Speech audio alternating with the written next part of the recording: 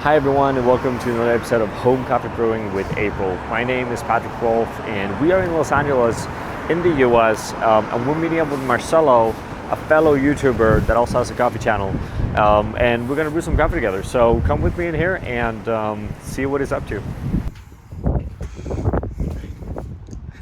Welcome. Awesome, so we're on the inside, we're in LA, a little bit outside of downtown, pretty much, right? And we're gonna brew some coffee. What are we brewing today? So we're gonna be brewing Loquat Coffee's Panama Gesha, and cool. it's a washed one. Awesome. It was a coffee that we've been serving at the shop for a little bit. I really liked it, so I brought some home. Yep. So basically, he works at a local coffee shop here in LA, or like a little bit outside of. Right. Well, no, it's in LA. It is in LA. Yeah, it's just outside of downtown. I'm mainly spending time in downtown here for some reason, so I don't, get to see everything. Yeah. But Loquat, right? Yeah. So we're running a coffee that you guys have been serving on bar. Maybe I even tried it. No, I had a Panama espresso at the shop on Sunday.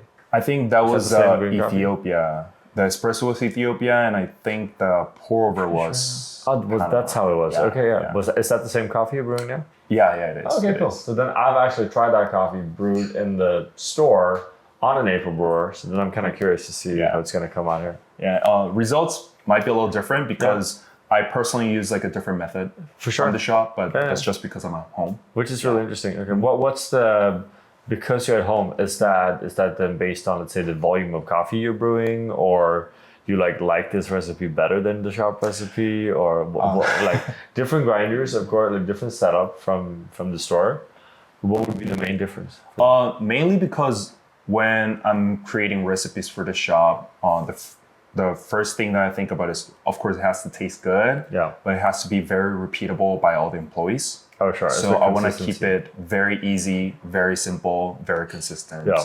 But at home, because I'm the only one using it and my wife, I can kind of play around with it, maybe add a little bit of more pulses, change temperatures, and it still be fine because it's just me brewing it for myself. It's a bit and my more wife. flexible, right? And I think that's one of the cool things with home brewing, right? Because you guys have a lot of opportunities that maybe we don't have professionally brewing in stores for the same very reasons, right? Because we need consistency. Some shops are tuning in their recipes to kind of fit their customer a little bit better, for example, right? Right. And then at home you can kind of let go and just do your thing, right? Yeah. Yeah, awesome.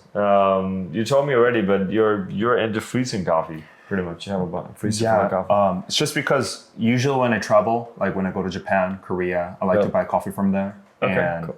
if I buy a lot of coffee, I'm not gonna finish them like right away when I come back. Oh, sure. But I do want to enjoy them for a long time. Okay. So I've been freezing them. And I think a lot of the coffee that are in the freezer right now are from Japan and Korea when I went there like last October. So Awesome. they're already like three months old. Do you do you have a plan for when you freeze them? Like, is there a specific date after roast you would freeze the coffee? So for example, if I bought April coffee, I would rest it for about 3 weeks and then freeze it. Yep. I do get a lot of like dark roast too. I like to enjoy from very light to very dark roast, just to get the whole spectrum of things. Okay. Like a dark roast from Japan, I would just freeze it right away almost. Okay. Yeah, So just like less degassing kind of, right? Yeah, a little less degassing. Okay, interesting. I feel like dark roast, even if it's not fully degassed, you can still extract it pretty well. Okay. But light roast tends to be a little more difficult. Yeah. If I don't degas it and then freeze it right away, I kind of lose the I don't know how much I'm supposed to. Yeah. Fair enough. Yeah. Okay. So I just like fully degas it. Well, not fully, but I degas it enough, freeze it in there. Usually if I take it out and brew right away, they're like good to go. Yeah. Do you have a rule for? Let's take out some coffee, right? Yeah. And see what we're gonna brew.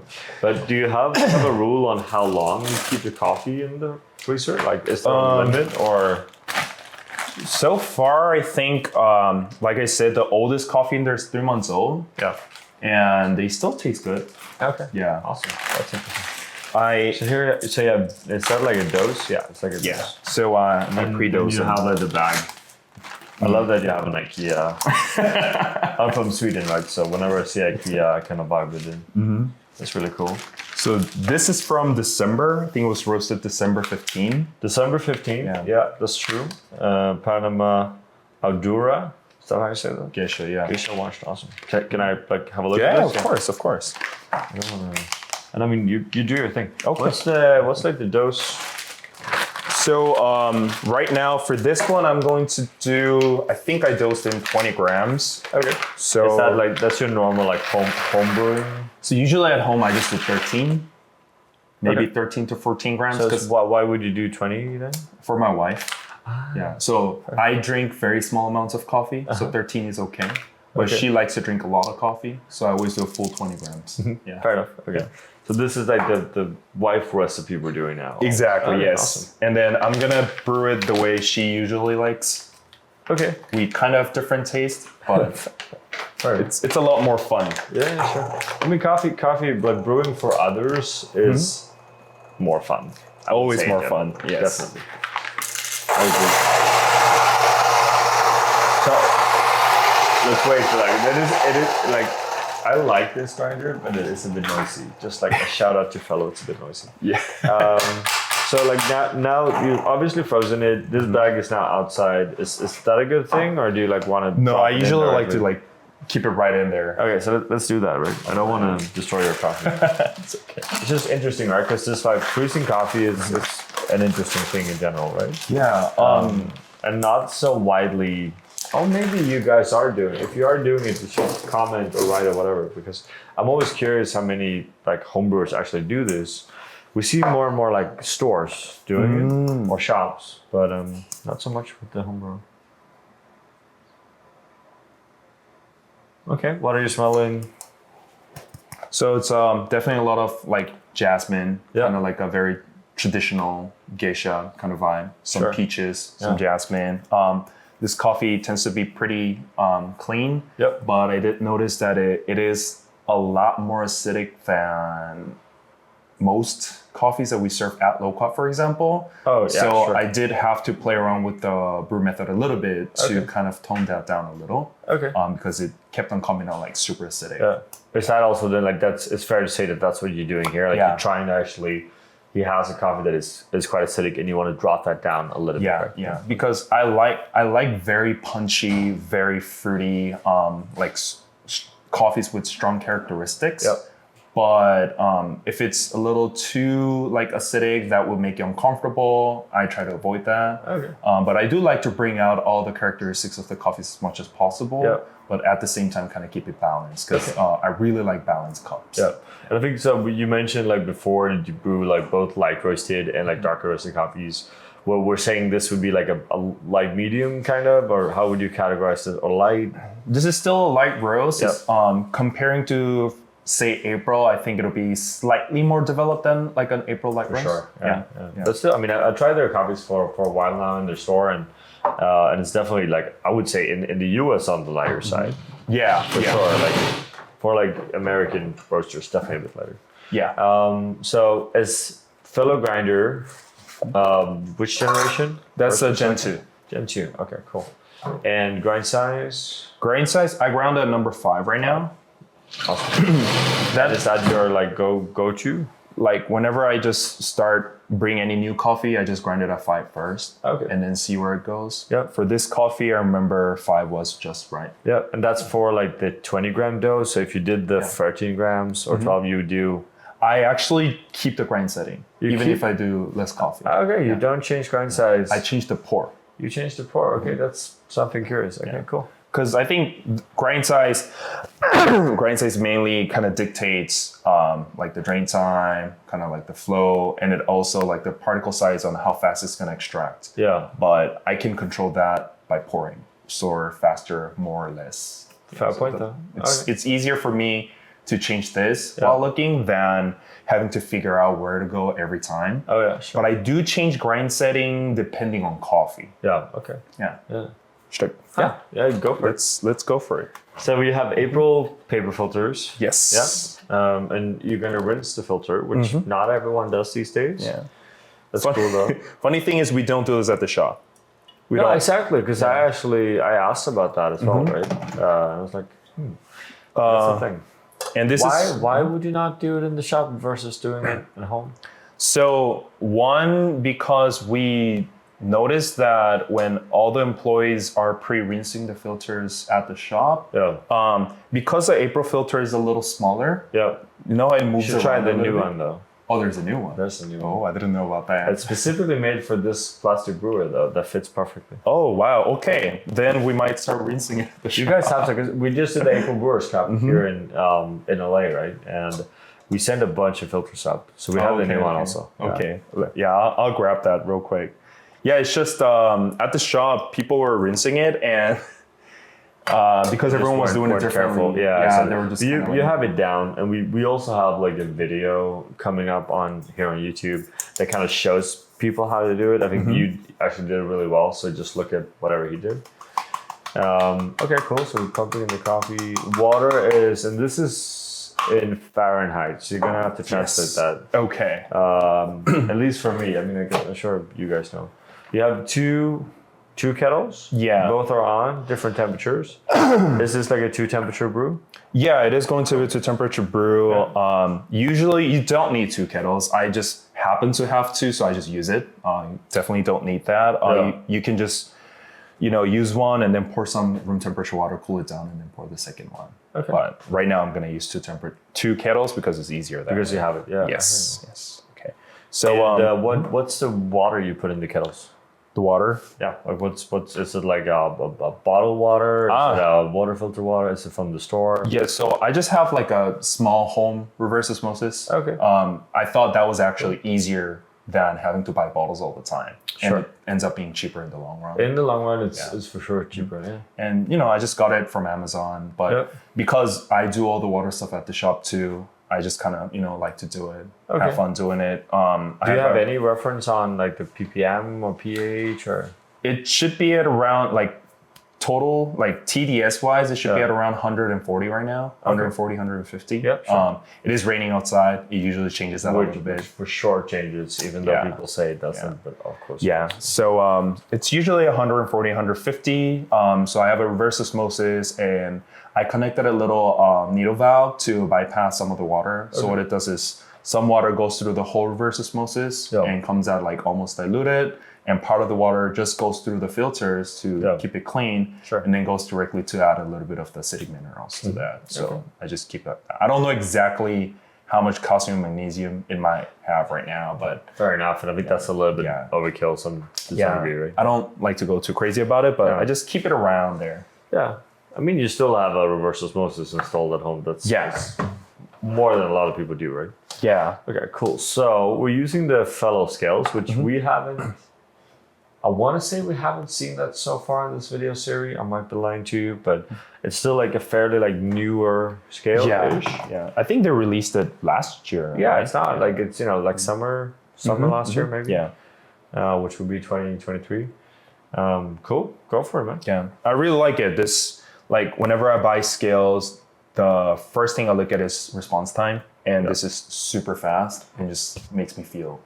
Response time is awesome. Plus, I think the challenge, and I mean, obviously you guys know I'm a Kaya fan also, right? But Kaya is just so sensitive. Yeah. And it's like, if you're, the table is shaking a little bit, something is stuck, something is a little bit off, then the reading will be affected. Yeah. This just feels like a more like sturdy scale. Yeah, for sure. That still has that accuracy that you're looking for, right? Yeah, it's mainly because Akayas, and we use Akayas at the shop, but the whole thing is a scale. So, whatever it touches or actions, it just moves around.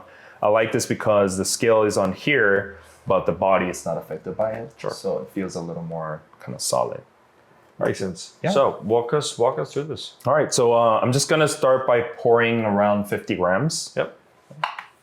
Start the timer, pour it. Timer, 50 grams. So the first pour, I'm just making sure everything's wet. Yeah. Fairly traditional way of 50.8. So like I would say that's fairly accurate. Yeah. Oh no, now I'm nervous. Casual. No. Yeah, just making sure everything's wet. I only add 50 grams because I don't want too much of that, like the early kind of premature coffee that's getting Okay. brewed and coming down. Yeah. At around 35 seconds, I'm gonna do another 50. Yep. And again, I'm just pouring it around to wet everything. Yep. And you're sticking with circle pours pretty much. Yes. And these two pours are gonna be the same 190 degrees temperature water. Yep. Which in Celsius would be? I have no idea. No, we have no idea, but you guys can We'll Google. find it out. Yeah. And around 1 minute and 10 seconds, I'm gonna do a third pour, which is gonna be 100 grams. Okay, so a bit more. Yeah, so pretty 50, big pour. 50, 100 is what we're up to at the moment. And you're sticking with that same kind of circle. Yeah, just just circling around. Round pour. How much now are you considering the speed of the pour? Like how fast you pour that 100 grams, right? Is that important to you, or is it more? I'm just gonna pour. He also hits 200 perfectly, so you clearly know how to pour water on coffee. I always keep time as reference. I never obsess too much about time. Okay. Just as a reference, I start pouring at around 110. I should finish pouring at around 130, which I did. So awesome. That's kind of the flow rate, if that helps. And what's the total amount of water we're looking at? We're looking at 300, so it's a 300. 1 to 15 ratio. 1 to 15. Okay. I like 1 to 16 ratios, Yeah. but this is my wife's recipe. She likes it a little stronger, so 1 to 15. So a little bit of a stronger pour over here, right? Okay. And now you're basically letting it go through. All the way down. So when I start seeing the coffee, I pour it, which is around 215. Okay. And this last pour is also going to be 100, but with the 170 degrees water. Yeah, so this is the lower temperature water then, right? And again, if you don't have two kettles at home, you can pop in some fresh water in the kettle to try to kind of get that right, which kind of works. Yeah. And I did the same circling motion, but at the end, I just kind of pour it in the center. Yep. That's just to avoid over agitation. The whole point of using lower temperature water at the end is because usually coffee in the beginning you get all the acidities, a lot of the sweetness, a lot of the flavors out, and as the brew develops, you start getting a little more bitterness and all kind of like the bad flavors out. It's easier to get those. Yeah. I experienced that if I lower the temperature at the end, it helps me kind of control that a little bit and get less of that bitterness, less of those like harsh flavors. Even if I kind of maybe mess up pouring, or if I don't have to be as careful pouring anymore. It's more forgiving. Yeah. So it helped me with consistency, and it also helps. I don't know if that's what makes it happen, but it also makes the coffee taste a little, feel a little rounder. The mouthfeel. I think it's because of the drop of the temperature. Yeah, sure.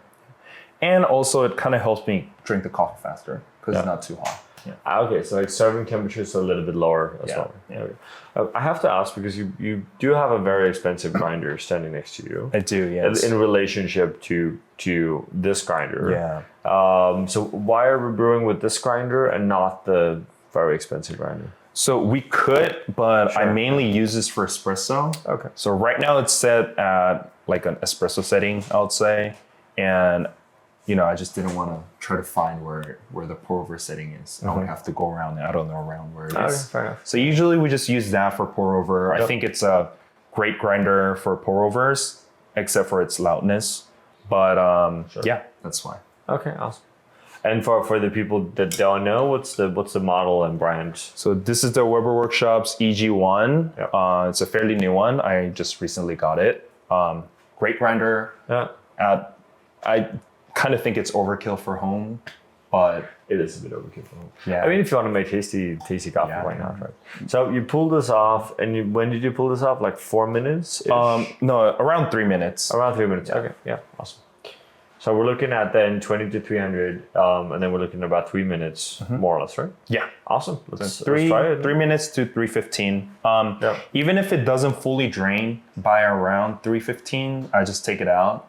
Okay. It should be fine. It should be fine? Yeah. Okay. Usually. And the next time I will go a little coarser than that. Yep. Or pour a little faster. Or pour a little faster to like adjust. If then you don't feel all the water goes through, then you make the adjustment on he doesn't pour that out. He would drink that, and then like next day when you brew the next coffee, you would. Yesterday it drained a little slow. Then today either I'm gonna go a little coarser, or I just need to pour a little faster. As in, like instead of waiting like 1 minute 10 seconds, I'll maybe start pouring 5 seconds earlier. Sure. Yeah. But I would keep the water flow the same. Yeah. Okay. Are you keeping like a little notebook or something on all of this? Like, on my phone. Like on your phone. Okay. Just kind of write it down. It's like a lot of information to keep. That's just because of work. If I wasn't working in coffee, I wouldn't go that crazy. Oh, sure. Cool. I'm excited. Let's taste it. Okay. Let me go grab a spoon real quick.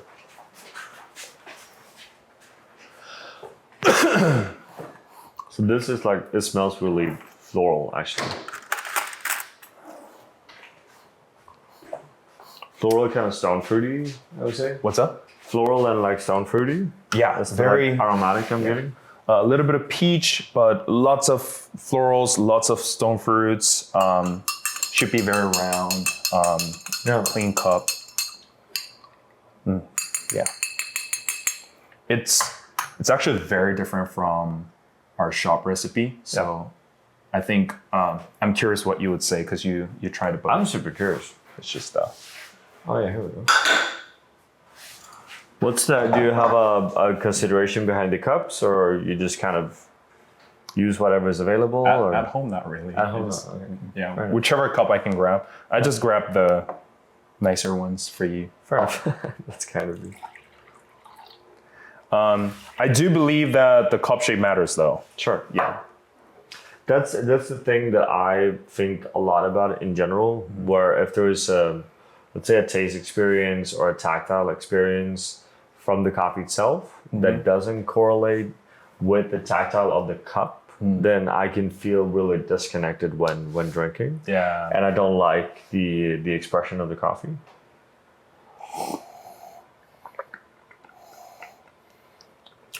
What are we getting? What are we getting, and how, like, is this how you want it to be? Yeah, I think I got it. I think I would have preferred it to be just a little less acidic and a little more on the sweeter side, but I think it's a pretty solid coffee. You definitely have acidity, right? But at the same time, you said that before, like you have, like it's quite an acidic coffee, right? Yeah. I think you get a lot of it's definitely, as you said, it's a little bit more textured, so it's a little bit, let's say, heavier. Yeah. That's also what you were going for, because that's what your wife wants to drink, right? So you can still do, a really tasty cup in different amounts of, let's say, strengths or body or tactiles, right? Yeah. So I think that's super interesting. Yeah. So this is, I think the mouthfeel is very round, little. I like it. It's buttery. It's pretty strong and bold. Yeah. I think all the characteristics are showing pretty well. Yeah. I mean, it's 100% a Panamanian Geisha. Yeah. No doubt about that. Then you can always, some prefers it a bit heavier, some prefers it a bit lighter, but you can very clearly taste what it is. Yeah. And I think that's like always the key thing when it comes to any kind of filter coffee. Like, I'm a bit curious. You mentioned before that you always also like brew really dark stuff. Yeah. Do you have anything really dark? I think I do. One of our customers recently gave us what was that? Ogawa roasters. Okay. Some Japanese. I think that was fairly dark. Okay. Because the thing is, I don't do dark roast, which means there's not so often dark roast on this channel. Would you be up for like brewing one? Yeah, sure. I actually haven't. Sorry, I keep getting something in my throat. I actually haven't brewed that at home yet, so it's completely new. Could you just free bake? Because I'm also curious about two things. One, you talked about dark roast, and why not? Two, you talked about not changing grind size, even though you brew a smaller amount of coffee. Yeah. So do you want to just go like straight on and jump on like a dark roasted smaller brew? Dark roasted, smaller brew on a new coffee I never brewed at home. Something like that. Sure. It'd be exciting for you guys as well. Because I'm really curious. Like this is, we talked about this. Again, Panamanian Geisha, 20 to 300, different temperatures, circle pours, sweet, well-rounded, on the heavier side, not in a bad way, just on the heavier side, which is cool. Yeah. Very floral, very stone fruity. Definitely acidic, you know, and let's see how we do. Let's see how we do something really dark. Also because I haven't tried anything really dark in a long time. Sure. Yeah. See how like it doesn't have any bitterness or like harshness. That's true though. Right? Yeah. That's fair though. That's how. Like in my world, is still like to say on the heavier side of it. Yeah. But again, I think it's when you're brewing, it's about the taste experience. We talk about that in the April Brewers Cup all the time. It's about the cup itself making sense. Like it's not just the individual attributes in the cup. It's also how does everything fit together. Right. And I think this really this just works, right? Which is nice. Because at the end of the day, it's a drink. Like you want to be able to finish it and feel good. Yeah. Afterwards. So I don't want to I don't want to make it too overpowering, but I don't want to make it like too light, too watery either. No, sure. This That's is not your vibe, tad little too strong for me. Yeah, sure. But perfect for. But for her, yeah. I still like it though. Do you think she wants to try it? No, I think she's. Did she go out? Otherwise, it could be super fun to just like get her in and see.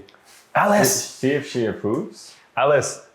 So, this is basically who we normally brew coffee for, right? Yeah, exactly. Yeah. So, like, curious to see, what do you think of this? This coffee? Just be honest. If you don't like it, you don't. Like honest. He's the one that brewed it, so. It's trash. We were talking about if it's because like different styles of like heaviness in the coffee.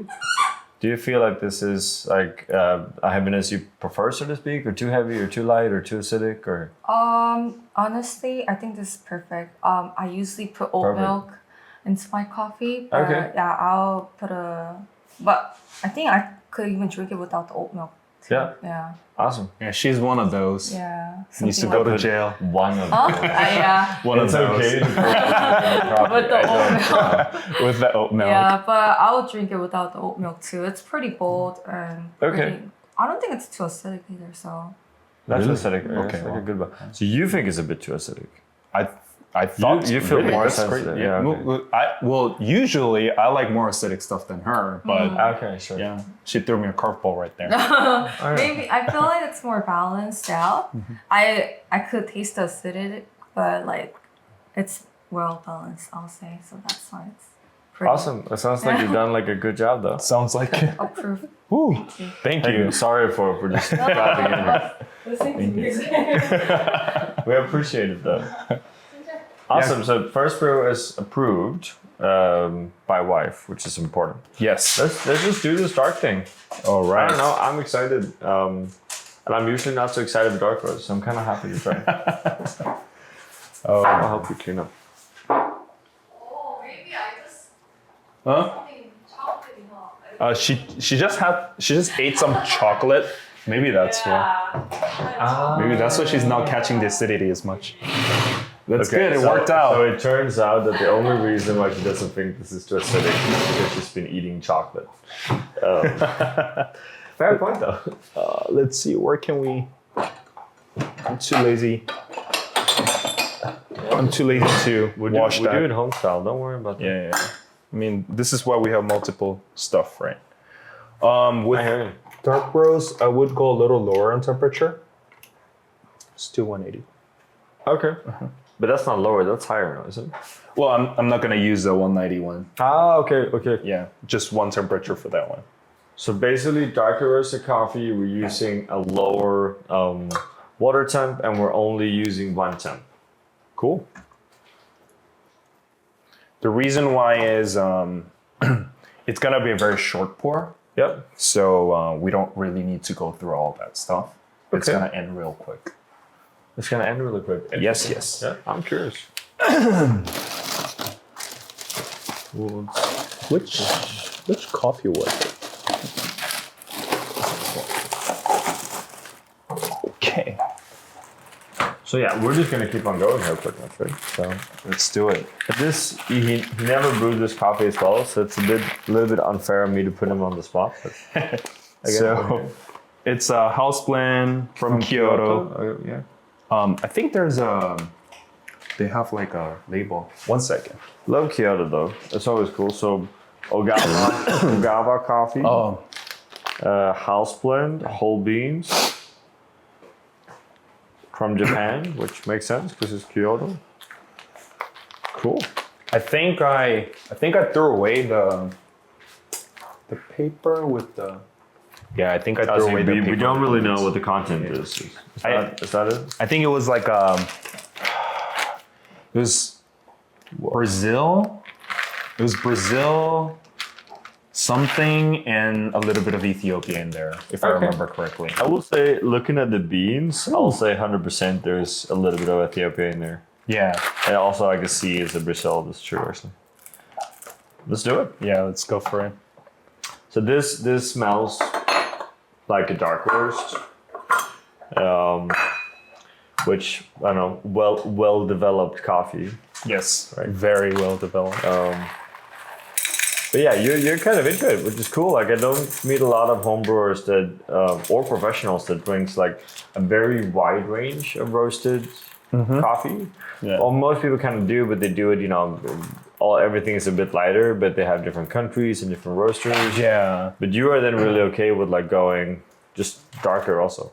Yeah, it's just I think I'm a little bit more open to trying different things, and also because when I started coffee, which was about like 11 years ago. Yeah.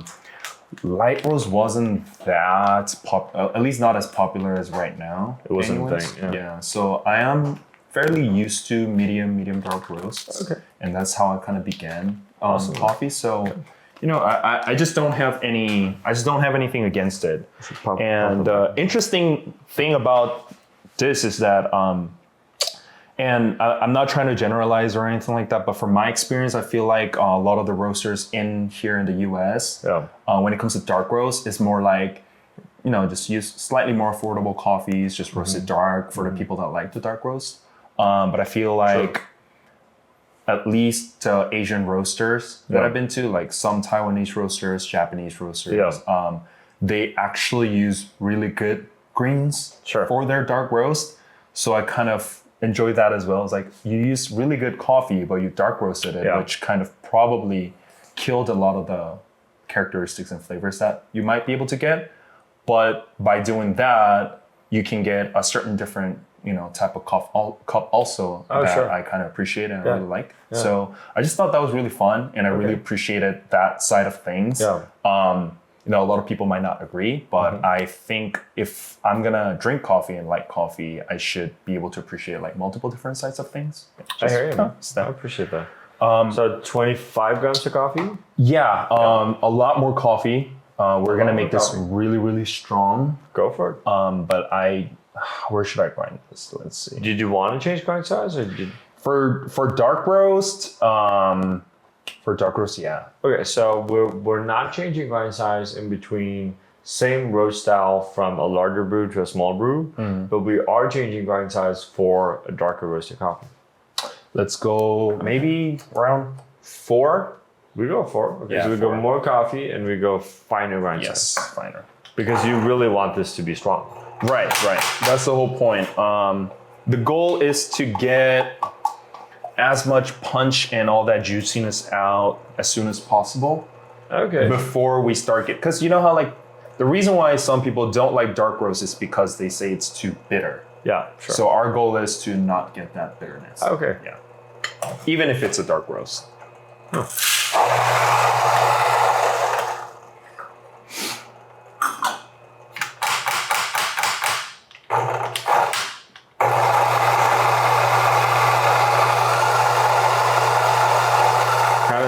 The grinder is dying on. What was that? It's a bit finicky, so I think I think it's okay, right? Okay. So this is really interesting, right? Because I think a lot of you also heard me talk a lot about, brewing lighter, April Brewer. And I know there's a lot of you that are also wondering how to kind of approach a darker roast. So here it is. Yeah, I mean, it's dark. But it's also like sweet. It's a little bit floral. Yeah. Like there's more than just darkness to it. I think you're very right in the sense that a lot of people, when they come to darker roasts, like house coffees and stuff like that, people just buy low quality coffee. And the biggest issue is not always the roast profile. It's the fact that it's low quality coffee. Yeah. That's the same for me when I go around and drinking coffee.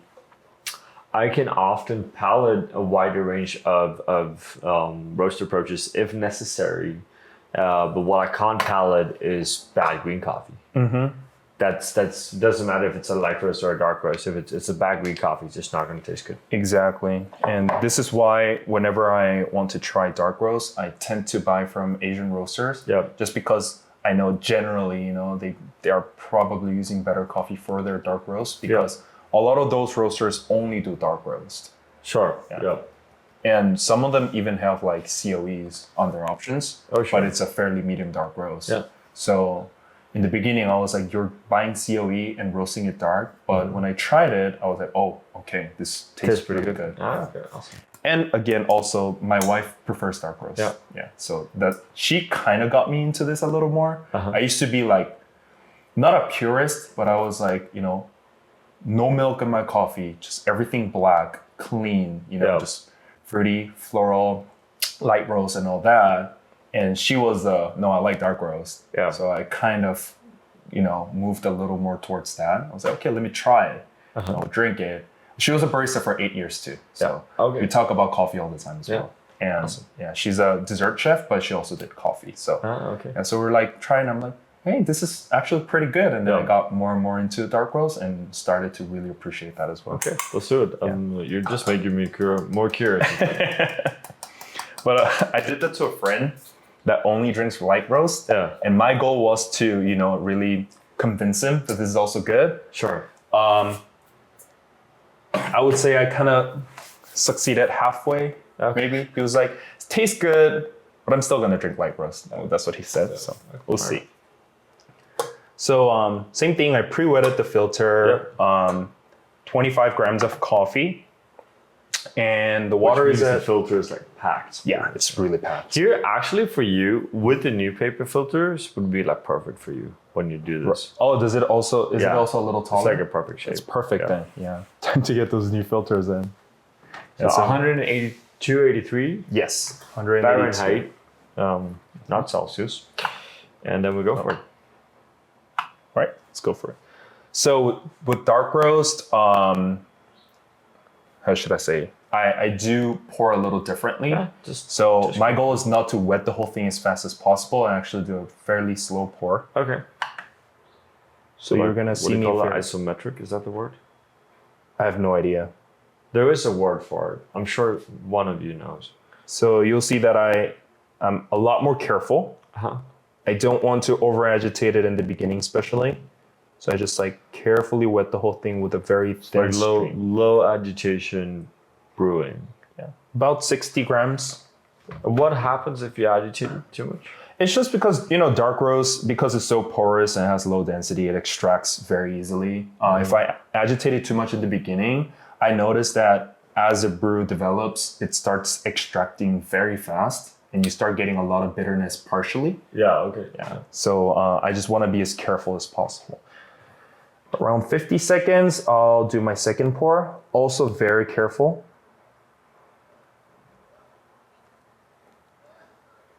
And a lot of people will say that I'm not wetting the edges and I'm not extracting those. Yep. And that's totally fine. That's kind of the goal, actually. Okay. It's, I'm purposely under extracting some parts. That's going to help us get a little bit of acidity in this dark roast. Okay.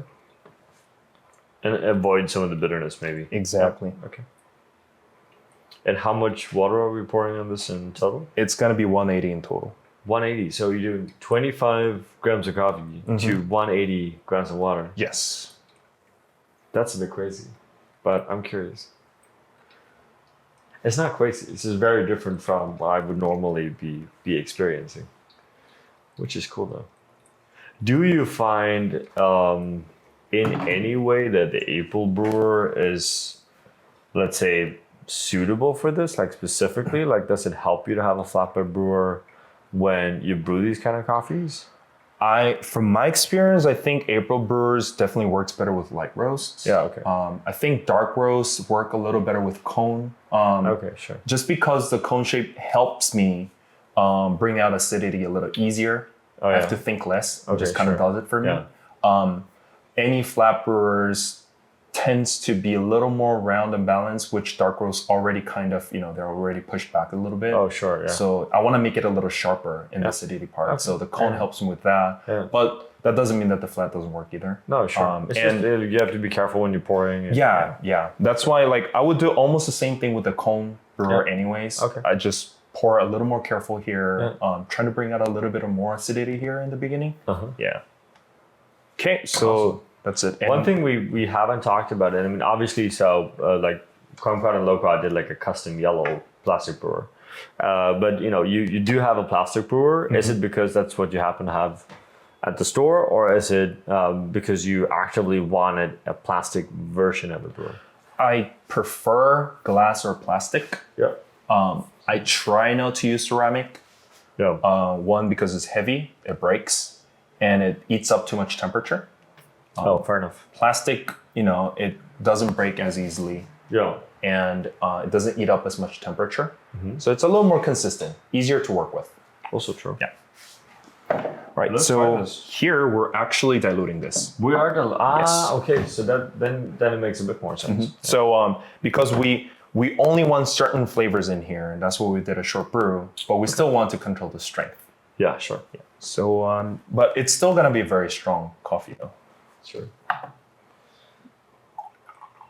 So 25 grams of coffee, 180 grams of water, poured very carefully, 182 Fahrenheit, and then we're diluting this with a total of 70 grams. 70 grams, yeah. 70 grams of water into the brew afterwards. Let's have a taste.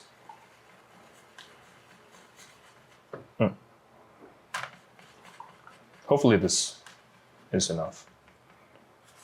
I don't know if you mean the dilution or no the stirring. Okay, sure. Didn't want to go grab another spoon. Okay, it's the same. Let's try this. This is where I spill. Okay, because of the server though. I see that's a little bit of okay. Wow. Is that something you wish to do, or is it just something? You did tell me before this video, like I warned you, I'm gonna spill things, and I did say I would give him shit for it. So. Well, cheers. Cheers. So this is. I'm trying to remember last time I had a dark roast, and I'm not sure I can remember it. So this is exciting. Oh, dang it! What do we smell? Let's smell first. Dark roast. Dark roast. Okay, sure. So this came out a lot more bitter than I would want it to be. Okay, so this is a bitter dark roast. Yeah, for me it is. Because of your brew or because of the coffee? I would have to figure that out. Yeah, because it hasn't brewed the coffee. Yeah. I might want to grind a little coarser. Maybe I'll have to pour a little more carefully. I would actually do a shorter pour. Okay. So instead of, I did 180, right? So yeah. Instead of 180, I would maybe do like 150. Okay. Yeah. Awesome. Just to make it a little bit rounder. Yeah. And then maybe I'll even dilute it a little less. Yeah. So it'll be kind of like a very, very strong cup. Yeah. Juicy, sweet, not too bitter. But I don't think this is too bitter though. Oh, really? Like it is bitter, but it's also dark. I mean, I expect dark. I'm just saying that this is less bitter than what I expected it to be. Mm-hmm. Like looking at how you're brewing, I would have assumed it would have been more bitter, given that it's a dark roast. I actually think it's quite okay. Nice. Yeah. I think I would love it if it's a little less and maybe a little on the sweeter side. Would the solution there ever be to just pour more water into it? If you pour more water, it actually becomes more bitter. Okay. Yeah. So don't pour more water. It's surprising. Yeah. So like it'll make it more diluted, but the flavors that comes out, it would be extracting a lot more bitter flavors from the coffee beans. Yeah. Okay. Mm-hmm. Awesome. I really appreciate you, first of all, brewing 2 coffees here in the video. And I hope you guys are appreciating the fact that we're actually doing some dark roast here as well, right? As always, we just want to thank all of you for watching, subscribing, liking, and comment. It makes a difference, so make sure that you do it so we can do more of these videos. Sign up on for Patreon if you want to know where we go next. That's the most important part. Big thank you to you for inviting us in. Super Thanks nice. for coming. Really appreciate it. Yeah. Welcome. Thank you, guys. Thank you. We want to give a special thank you to all of our Patreon supporters. It's because of you that we are able to continue to make these videos. And we want you all to feel free to always come with suggestions and ideas on the content that you want to see, because we are doing this for you and because of you. Thank you from all of us here at April.